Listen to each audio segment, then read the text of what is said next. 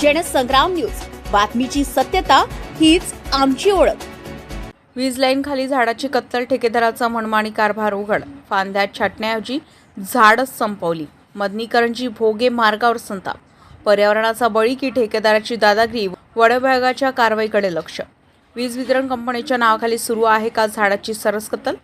मदनी ते करंजी भोगे दरम्यान 11 केव्ही लाईन खालील झाडांच्या फांद्या छाटण्याचे आदेश दिले असताना ठेकेदार नासरे यांनी मात्र मर्यादा ओलांडत थेट झाडे मुळापासून फक्त 2 फुटावर कापल्याचा गंभीर प्रकार उघड झालाय.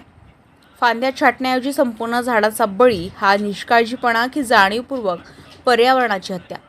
या बेफिकीर कारभारामुळे अनेक झाडे कायमची नष्ट होण्याच्या मार्गावर आहे.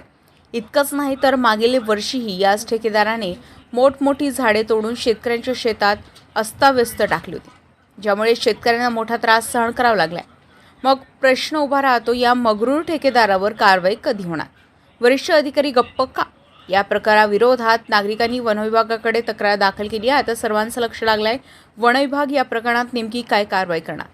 पर्यावरणाचा बळी घेणाऱ्यांना धडा शिकवला जाणार की पुन्हा एकदा प्रकरण दडपले जाणार? रविराज घुमे, जनसंग्राम न्यूज, वर्धा.